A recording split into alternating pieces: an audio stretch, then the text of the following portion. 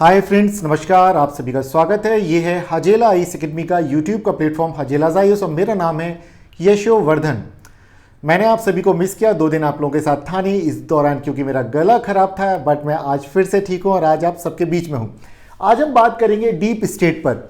आखिर ये deep state क्या है, क्या ये वाकई में ऑपरेशन 37 जो आजकल बहुत चर्चा में चल रहा है, 2024 से काफ़ी चर्चा में है, लेकिन इन दिनों कुछ हाल ही में अक्टूबर के महीने से लगातार काफ़ी चर्चा में और अब तो बिल्कुल पीक पर है। जितने भी सोशल मीडिया प्लेटफॉर्म्स देख रहा हूं, लगभग सभी डीप स्टेट के बारे में बात कर रहे हैं और बात कर रहे हैं कि नरेंद्र मोदी जी के विरुद्ध एक कॉन्स्पिरेसी रची गई और वैसा ही करने की कोशिश की गई जैसा कि श्रीलंका, बांग्लादेश, पाकिस्तान इत्यादि अन्य देशों में किया गया। वैसी कोशिश की जा रही भारत में भी कूप या तख्तापलट करने की। कल का अगर हम खबर देखें तो कल मैक्सिको में भी हम देखते हैं कि जनरेशन जी जो है, जेन-जी का एक विद्रोह उठ गया लगभग 35 शहरों में। वहां पर आप सोच के देखिए, मैक्सिको के 35 शहरों में एक साथ। तो क्या भारत में भी डीप स्टेट सक्रिय है? क्या ये आज ही सक्रिय हुए हैं? क्या 2014 नरेंद्र मोदी जी के बाद से सक्रिय हुए हैं? क्या इंदिरा गांधी या राजीव गांधी के समय पर भी इस तरह की चीजें थी? नेहरू जी के समय भी क्या इस तरह की चीजें थी? आखिर डीप स्टेट होता क्या है, ये डीप स्टेट काम कैसे करते हैं, इन सारे मुद्दों पे आज हम चर्चा करेंगे। लेकिन सबसे पहले हम चर्चा करेंगे कि आखिर ऑपरेशन 37 क्या है, जिसके कारण लगातार जो बातचीत चल रही है। और फेसबुक देखिए, व्हाट्सएप देखिए, मतलब मैंने देखा कि अकाउंट में भरे पड़े हैं कि भाई नरेंद्र मोदी को हटाने की साजिश है, ऐसा ऐसा ऐसा दुनिया भर की चीज़ें। और खास तौर से ये सारी चीज़ें आती हैं जब इलेक्शंस होते हैं तब। तो बिहार का इलेक्शन था तो तब ये चीज़ें बहुत ज़्यादा चर्चा में थी और लोकसभा के चुनाव के पहले भी लगातार ये बहुत चर्चा में थी। अब फिर से हम इस पर चर्चा कर रहे हैं कि आखिर ये डीप स्टेट होता क्या। इस पर फिल्में बनी हैं, नॉवेल्स लिखी गई, किताबें लिखी गई हैं और लगातार लोग इसको समझना चाह रहे हैं। और सोशल मीडिया प्लेटफॉर्म, खासतौर से यूट्यूब की बात करें हम, यहां पर लगातार भरा पड़ा इससे संबंधित इंफॉर्मेशन। लेकिन वास्तविक ये क्या है, हम एक बैलेंस अप्रोच के साथ इसको देखेंगे कि क्या डीप स्टेट भारत पर प्रभाव डाल रही है तो कैसे डाल रही है? क्या सिर्फ नरेंद्र मोदी जी के पीछे इनका हाथ है या इसके पहले के प्रधानमंत्रियों ने भी इस तरह की सिचुएशन को में सफर किया या हैंडल किया? चलिए आगे बढ़ते हैं और शुरुआत हम वहीं से करेंगे। देखिए, डीप स्टेट ऑपरेशन 37 ये एक तरह की कॉन्स्पिरेसी थ्योरी है जिसमें यह कहा गया कि आप नरेंद्र मोदी जी जो हैं उन्हें हटाने की बात कर रहे हैं। और इसमें बताया सक्रिय है यूएस की Central Intelligence Agency, US president Donald Trump. वे चाहते हैं कि नरेंद्र मोदी को पावर से हटा दिया जाए जिससे कि वे यहां पर एक पपेट प्रधानमंत्री, एक कमजोर सरकार को बैठा पाए। अब ये कितनी हकीकत है और कितना फसाना है, इन सारे मुद्दों को देखेंगे। और वे कहते हैं यहां कुछ इस तरह की चीजें की जाती कि फॉर एग्जांपल यहां उन्होंने कहा कि देखिए, टारगेटिंग बीजेपी एमपीज और इन्हीं जो 37 एमपीज को जो टारगेट किया, इन्हीं में से एक मेंबर ऑफ पार्लियामेंट जाकर के बताते कि इस तरह से अप्रोच की जा रही है एनजीओ के द्वारा या फिर सरकार को बदनाम करने के लिए इस तरह की। इसके अलावा जो पेरेंट ऑर्गेनाइजेशन है बीजेपी का, राष्ट्रीय स्वयंसेवक संघ, इसके बीच में बीजेपी के बीच में कंफ्यूजन क्रिएट करना, या फिर वे कहते हैं कुछ इस तरह की बातें चलाना कि नरेंद्र मोदी के बाद प्रधानमंत्री कौन बनेगा, योगी बनेंगे या अमित शाह बनेंगे। तो इस तरह की कुछ चीजें लगातार चल रही हैं। लेकिन एक बड़ा सवाल आता है कि आखिर ये डीप स्टेट है क्या, इसे जानते हैं। तो देखिए, बहुत ही सरल शब्दों में कहूं तो डीप स्टेट की जो संकल्पना है, अवधारणा है, वैसे तो हम हर जगह देखते हैं, लेकिन मुद्दा ये जुड़ा हुआ है यूएसए के साथ। यूएसए की जो इंटेलिजेंस एजेंसी है पूरी दुनिया में जो फैली हुई है, ये किस तरह से काम करती है, या फिर उनकी जो हथियार बनाने वाली जो लॉबी है, खुफिया एजेंसीज हैं, सेना है, नौकरशाह है, बड़े कारपोरेट समूह है, लॉबी ग्रुप्स है, ये सारे कैसे किसी भी देश की सरकार के ऊपर असर डालते हैं। अगर वहां पे उनकी बात नहीं मानी जाती है तो उस सरकार को ही बदल डालते हैं, रिजीम चेंज कर देते हैं। ये सारी चीजें डीप स्टेट के अंतर्गत आती हैं कि सीधे प्रत्यक्ष तौर पर सरकार नहीं, लेकिन अप्रत्यक्ष तौर पर एक सॉफ्ट पावर के तौर पे एनजीओज होंगे, मीडिया होगा, वहां पर अदर कई सारे नेता होंगे, वो अपनी बातें करेंगे, वहां पे लोगों को फंड्स दिए जाएंगे, सेना को खिलाफ किया जाएगा। एक एग्जांपल के तौर पे हम देख रहे हैं इन दिनों पाकिस्तान में भी जिस तरह से कि वहां की लोकतांत्रिक सरकार से ज्यादा अहमियत दी जा रही है वहां की सेना को। जिस तरह से जनरल मुनीर को बुलाया गया कि आइए लंच डिप्लोमेसी हो रही, वहां पर उनको बुलाया गया और वे रेयर अर्थ मिनरल्स को लेकर के जाते हैं कि लीजिए सर आप आइए हमारे पाकिस्तान में और उत्खनन कीजिए। उसी तरह से हम देखते हैं बांग्लादेश में जो तख्ता पलट के पीछे जो छात्रों का आंदोलन है, हालांकि कुछ वाजिब वजह भी हैं, लेकिन उस आंदोलन को हवा देने का काम किसने किया? सभी को पता है कि न्यूमो आइलैंड को लेकर के डिस्प्यूट था। देन फिर एक और वहां पे डिस्प्यूट था जहां बांग्लादेश और भारत के बीच में डिस्प्यूट था। भारत भी नहीं चाह रहा था कि वहां पर कोई भी आइलैंड इस तरह का बांग्लादेश का यूएस के पास जाए। वहां पर उस वक्त की जो प्रधानमंत्री थी शेख हसीना, उनके संबंध भारत के साथ बहुत अच्छे थे। ऐसे में मुद्दा फंस गया कि यूएस को लगा कि अगर यहां पर भारत की सरकार शेख हसीना को सपोर्ट करेगी तो शायद वहां पर उनकी बात दाल ना गले। कुछ उसी तरह से नेपाल में भी हुआ, वहां पर भी छात्रों के आंदोलन को भड़काया गया। श्रीलंका में भी कुछ उसी तरह का हुआ। और ये कोई नई चीज नहीं है, अमेरिका 1950 के दशक से लगातार इसी तरह से कर रहा है। अगर लैटिन अमेरिका के लगभग 14 देशों में सरकार बदल चुका है, अफ्रीका के लगभग 9 से 11 देशों में वो सरकार बदल चुका है। इसके अलावा चाहे सद्दाम हुसैन का मामला देखें या फिर 1953 का मामला अगर हम ईरान का देखें, 1973 का हम चिली का देखें, 1973 में जहां पे जनरल पिनोशे की सरकार बनाने में योगदान दिया और लोकतांत्रिक सरकार को हटाया। एक ही मुद्दा होता है, एक ही मकसद होता है कि यूएस फर्स्ट, यूएस के इंटरेस्ट को फुलफिल होना चाहिए। लेकिन अगर भारत जैसे देश की बात करें, भारत में एक ऐसा प्रधानमंत्री इस वक्त है जो कि अपने आप को इंदिरा गांधी की तरह कहता है कि राइट, मैं भी बहुत ही कठोर निर्णय लेता हूं, और वो भी कहता है इंडिया फर्स्ट की बात करता है। ऐसे में सीधी सी बात है कि अमेरिका की या दुनिया की बड़ी जो कंपनीज हैं, चाहे वो ब्रिटेन हो, उनके हितों को कहीं ना कहीं नुकसान पहुंचेगा और वे भारत में भी कोशिश करेंगे कि पपेट सरकार बनाए। बट इस मुद्दे को सिर्फ इतनी बातें कह के अगर हम खत्म कर देंगे तो ये बहुत ही सतही जानकारी होगी। हम इसे डीप में जाकर के देखते, कोई डीप स्टेट की बात करें तो डीप में सबसे पहले देखते हैं व्हाट इज डीप स्टेट। तो डीप स्टेट उन छुपे हुए गैर चुनावी सत्ता तंत्र को कहा जाता है जो किसी भी देश की सरकार के भीतर मौजूद होते हैं। और यह तंत्र आमतौर पर कौन से होते हैं? इंटेलिजेंस एजेंसीज होती हैं, डिफेंस सेक्टर होता है, ब्यूरोक्रेट्स होते हैं, बड़े बड़े जो कॉर्पोरेट हाउसेस है वो होते हैं, लॉबिंग ग्रुप्स होते हैं, और राजनीति के जो भी रणनीतिकार होते हैं ये सारे होते हैं। ये सब मिलकर के एक तरह से एक अनऑफिशियल या हम बोलेंगे अनौपचारिक नेटवर्क बना लेते हैं और फिर वो काम करते हैं। अब जब ये बात की जाती है कि यूएसए में, तो यूएसए में इसके संबंध में दो तरह की राय है। एक वर्ग मानता है कि यहां पर इस तरह का एक तंत्र मौजूद है जिसे कि डीप स्टेट कहा जाता है। वे कहते हैं इसके अंतर्गत CIA है, FBI है, NSA, pentagon, military industrial complex हैं, बिग टेक कंपनीज हैं, ये सारे, इसके अलावा फार्मा लॉबी, ऑयल लॉबी, ये सारे हैं। और ये एजेंसीज इतने स्वतंत्र रूप से चलती कि सरकारें आएं और जाएं, इनकी नीतियां नहीं बदलती, ये देखती कि इनके व्यापारिक लाभ कहां पर हैं।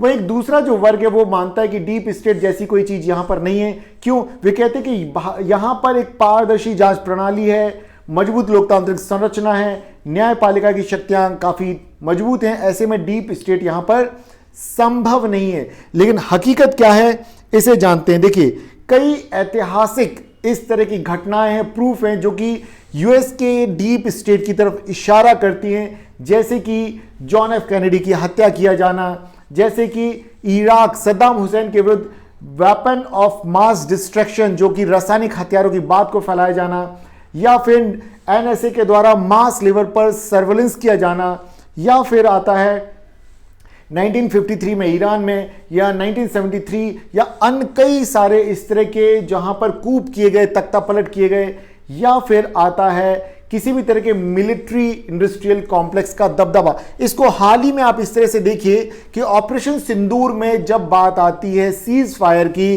तो राष्ट्रपति डोनाल्ड ट्रंप, यूएसए के जो प्रेसिडेंट हैं, वो कहते हैं कि मैंने दोनों देशों से कहा कि वे दोनों अगर युद्ध नहीं रोकेंगे तो मैं ट्रेड डील नहीं करूंगा।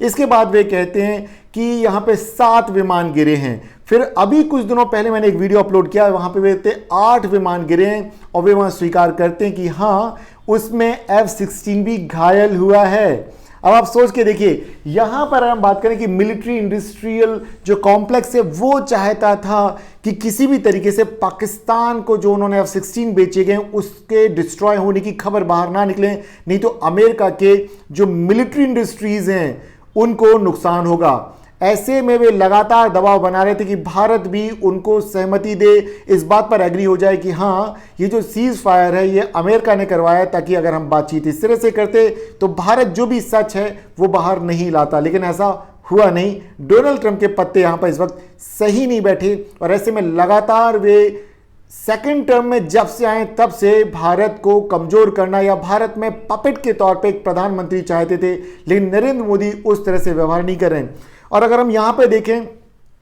भारत के प्रति उनकी नीति, अगर टैरिफ की नीति को देखा जाए तो यस राइट, ये भी डीप स्टेट का ही कहीं ना कहीं असर है कि 25 + 25 50% का टैरिफ इंपोज किया है भारत के ऊपर। किसके लिए किया है? ताकि यूएस की इंडस्ट्रियल जो लॉबी है उसको फायदा पहुंचाया जा सके।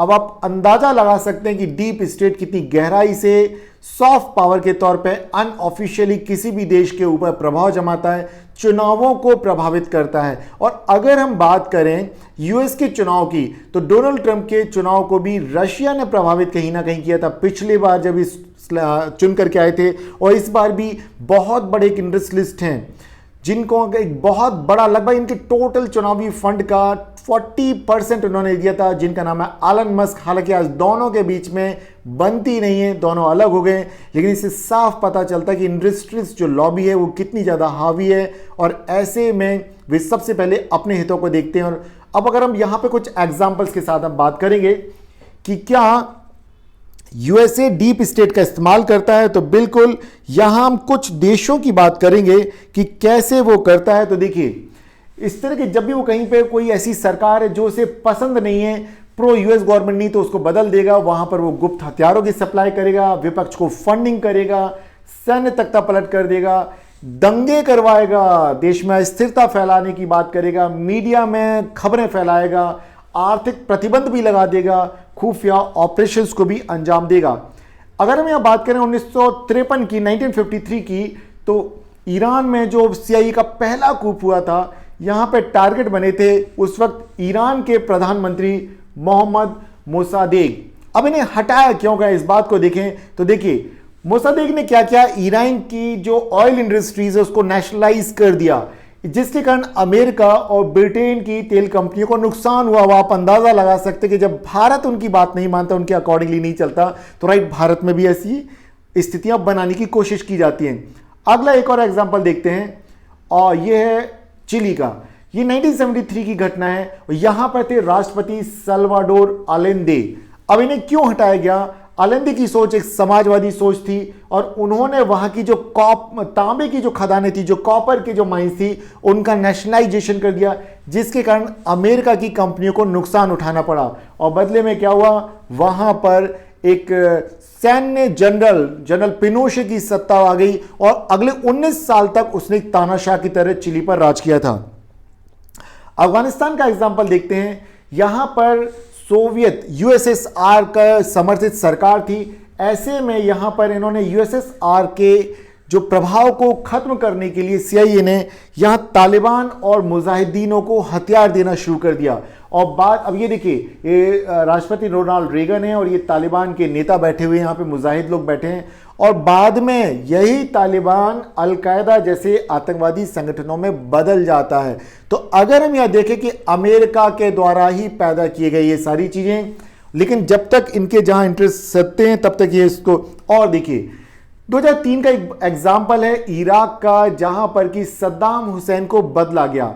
कारण क्या बनाया गया कि इराक के पास जो वेपन ऑफ मास डिस्ट्रक्शन है, मतलब इनके पास केमिकल वेपन्स हैं, ये बनाया गया। लेकिन बाद में जब रिपोर्ट्स आती हैं तो कहीं पर भी इस तरह के वेपन ऑफ मास डिस्ट्रक्शन नहीं पाए जाते हैं। यहां पर पेंटागन और सीआईए ने क्या किया, संयुक्त रूप से सैन्य हमला किया, हजारों नागरिक मारे जाते हैं, सद्दाम हुसैन को गिरफ्तार किया जाता है, फांसी दी जाती, देश पूरी तरह से अराजकता में चला जाता, और यहां भी आईएसआई का जन्म होता है, आईएसआईएस का जन्म होता है। अब आप सोच के देखिए तो इससे क्या हो रहा, जहां भी इस तरह की नीतियां होती हैं वहां पर इस तरह की हालात पैदा कर दिया था कि अमेरिका के हित पूरे होने चाहिए। लैटिन अमेरिका के 14 देश जैसे Guatemala, Nicaragua, Venezuela, Bolivia, Brazil, Argentina, Honduras जैसे कई सारे देशों में अगर देखें, हम 1950 से 2000 के बीच में 14 देशों में इन्होंने क्या करवाया, कहीं तख्ता पलट किया, तो कहीं विपक्ष को फंडिंग देकर सरकार को कमजोर किया, तो कभी सैन्य तानाशाहों को इन्होंने समर्थन दिया, और सिर्फ इस बात पर कि अमेरिका फर्स्ट, और अमेरिका कहता हम लोकतंत्र की स्थापना के लिए हम सैन्य हस्तक्षेप करते हैं। अब आप सोच के देखिए यहाँ क्या चल रहा है। अगर हम अफ्रीका की बात करें तो अफ्रीका के भी कई सारे देशों में सीआईए ने हस्तक्षेप करके वहां पर कूप करवाया और सरकारों को बदलवाया। सोमालिया, सूडान इसके जीते जागते एग्जाम्पल हैं। इन सभी ऐतिहासिक सबूतों से पता चलता है कि यूएसए की जो इंटेलिजेंस एजेंसी है सीआईए, वहां का जो रक्षा तंत्र पेंटागन, और जो मिलिट्री इंडस्ट्रियल कॉम्प्लेक्स है, इन सभी ने मिल करके कई सारे देशों में हस्तक्षेप किया और वहां की सरकारें अगर इनके अनुकूल नहीं चली तो इन्होंने वहां की सरकारों को बदल दिया। अगर हम बात करें कि वर्ल्ड पॉलिटिक्स में या जियो पॉलिटिक्स में किस तरह से इनको कहा जाता है, जिसको कहा था डीप स्टेट मशीनरी कहा जाता है। अब एक बड़ा सवाल आता है जो हमने शुरुआत की वहां से, क्या अमेरिका का डीप स्टेट भारत को अस्थिर करने की फिराक में है? तो यहां पर मैं शुरुआत करूंगा कुछ एग्जाम्पल्स के द्वारा, जैसे कि बीबीसी में एक डॉक्यूमेंट्री आई जिसमें कि इंडिया को क्रिटिसाइज किया गया कई मुद्दों पे, जैसे मणिपुर में महिलाओं के खिलाफ यौन हिंसा पर एक वीडियो, या हिंडनबर्ग की जो रिपोर्ट आई अडानी समूह के खिलाफ, या फिर किसानों का जो आंदोलन हुआ वहां पे सरकार को घेरा गया कि सरकार किसानों की बात नहीं सुन रही है, या फिर अडानी समूह पर अमेरिकी सुरक्षा परिषद का आरोप पत्र, या बांग्लादेश में शेख हसीना को सत्ता से बेदखल कर देना। ये सारे ऐसे एग्जाम्पल्स हैं जिससे पता चलता है कि वो भारत को भी अस्थिर करने की फिराक में है। लेकिन क्यों?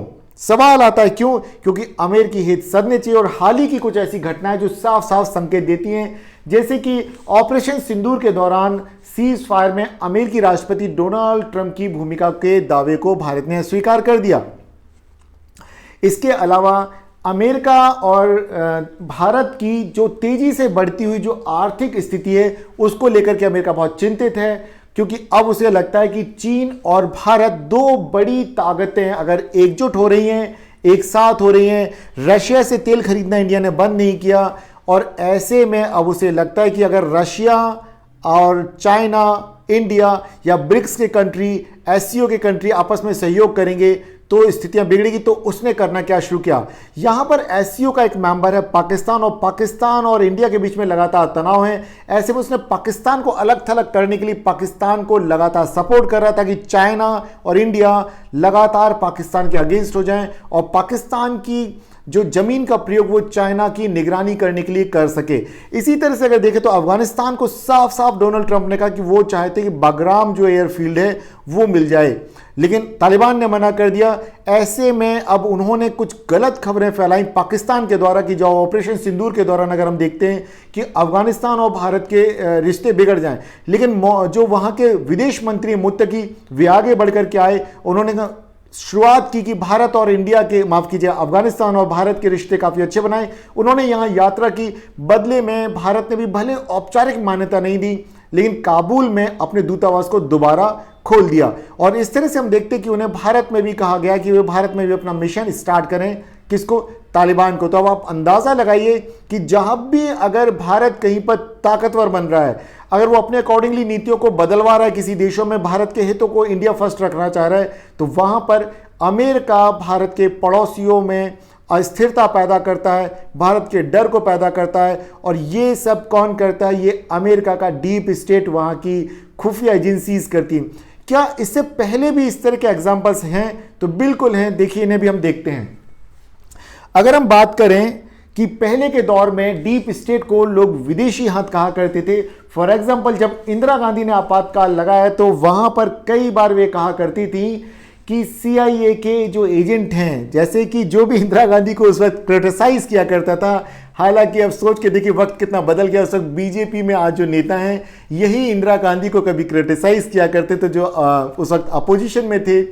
आज वे खुद उसी चीज से पीड़ित हो रहे हैं कि नहीं, ये विदेशी हाथ है, एक डीप स्टेट है। इंदिरा गांधी के समय इंदिरा गांधी भी इसी चीज से पीड़ित थी। हालांकि थोड़ा सा हंसी आती है इस वक्त कि अब वही चीज कुछ नरेंद्र दामोदर दास मोदी जी के साथ भी कुछ ऐसा ही हो रहा है, और यहां भी अब विदेशी ताकतें ही नरेंद्र मोदी की जो सरकार है उसको हिलाना चाहती है। कुछ उसी तरह से इंदिरा गांधी भी कहा करती थी। यहां विडंबना है, इसमें हम लास्ट में चर्चा करेंगे कि इस पर चर्चा करना बहुत जरूरी है। इसी तरह की अगर हम बात देखें तो राजीव गांधी की अगर हम बात करें तो राजीव गांधी पर जब बोफोर्स रिश्वतखोरी के आरोप लगे तो उन्होंने भी कहा कि अदृश्य विदेशी हाथ हमारे को भटका रहा है। अब आप अंदाजा लगाइए, जब जब भारत की सरकारें कभी भ्रष्टाचार में फंसी हैं या देश को नहीं संभाल पा रही हैं, आखिर तब ही क्यों डीप स्टेट या विदेशी हाथ जैसी बातें आती हैं? तो क्या आप भारत के विपक्ष को, क्या भारत के मतदाताओं को नकारना चाहते हैं? कभी एक वक्त यही चीज जो उस वक्त का जनसंघ, आज की बीजेपी ने किया था, उस वक्त की कांग्रेस की सरकार को क्रिटिसाइज किया था, आज कुछ वही भूमिका में विपक्ष में आकर के राहुल गांधी जो भारत की सरकार है, इट मीन्स नरेंद्र मोदी जी को क्रिटिसाइज करते हैं, कहते हैं आप डरते हैं, आप निर्णय नहीं ले पाते हैं, आप डोनाल्ड ट्रंप का सामना नहीं कर पाते। कुल मिलाकर के अगर हम बात करें तो डीप स्टेट में बहुत सारी चीजें इन्वॉल्व हैं। जॉर्ज सोरोस का एक नाम बहुत बड़ा है, किस तरह से उन्होंने सरकार के विरुद्ध खबरें छपवाई, बताया कि किस तरह से किसानों के ऊपर अत्याचार हो रहा है, या फिर कहीं किसी एनजीओज के थ्रू मामले दाखिल किए जाते हैं सुप्रीम कोर्ट में जनहित याचिका के तौर पे। ये एक माहौल बनाया जाता है भारत में कि भारत में भी जेन जी विद्रोह होने की संभावना है। कुल मिलाकर के अगर हम बात करें तो यहां पर जो डीप स्टेट एक सॉफ्ट पावर के तौर पे भारत को लगातार अस्थिर करने की कोशिश तब करता है जब भारत की सरकार अमेरिका के इंटरेस्ट के अगेंस्ट जाकर के भारत फर्स्ट की नीति पर चलता है। कुल मिलाकर के सभी को अपने अपने देश को प्राथमिकता देना है, पहले नंबर पर रखना है। क्या भारत का भी deep state Nepal, Sri Lanka, Pakistan, Afghanistan, Mauritius, Maldives में काम करता है? तो यहां जवाब आप देंगे कमेंट बॉक्स में। क्या कभी ऐसा हुआ है कि मालदीव कभी अगेंस्ट हो जाता है और फिर मालदीव फेवर में आ जाता है? नेपाल कभी अगेंस्ट हो जाता है फिर फेवर में आ जाता है? क्या शेख हसीना की सरकार को कायम रखने में भारत की भूमिका नहीं रही? क्या श्रीलंका में भारत ने अपने दबाव समूह नहीं बनाए? ये सारी चीज़ें आप समझिए, इस विश्लेषण से आप निष्कर्ष निकालिए मेरी बातों को सुन करके बेहतर तरीके से, तब आप समझ जाएंगे कि हर देश के अंदर वो अपने पड़ोसियों पर या जहां पर भी उसके इंटरेस्ट है वहां पर अपने इंटरेस्ट को फुलफिल करने के लिए डीप स्टेट जैसी स्थितियां कायम करता है। मे भी हो सकता है भारत में सीआईए करता है, किसी और देश में रॉ भी इसी तरह की भूमिका निभाता होगा। कुल मिलाकर के अगर हम बात करें तो डीप स्टेट की जो संकल्पना है ये बिल्कुल हकीकत है पूरी दुनिया के लिए। और दुनिया के जितने भी जो बड़े देश बनना चाहते हैं, जो ताकतवर देश बनना चाहते हैं, अपने अकॉर्डिंगली किसी देश की नीति को प्रभावित करना चाहते हैं, वे सभी डीप स्टेट में बिलीव करते हैं। हालांकि औपचारिक तौर पर नहीं कहा जाता कि डीप स्टेट जैसी कोई चीज़ है, लेकिन आप अंदाज़ा लगा सकते हैं इस विश्लेषण के बाद। दोस्तों, आज का विश्लेषण आपको कैसा लगा कमेंट बॉक्स में जरूर बताइएगा। मेरा नाम है यशोवर्धन और मैं उम्मीद करता हूं कि हजेला आईएएस एकेडमी के इस प्लेटफॉर्म के द्वारा जो कोशिश की जाती कि आपको एक सही नज़रिया बनाने में हम मदद कर सके, उसमें हम जरूर सफल होंगे। मिलते हैं फिर अगले विषय के साथ एक अगले दिन अगले वीडियो में। तब तक अपनी लर्निंग की जर्नी को जारी रखिएगा। नमस्कार दोस्तों।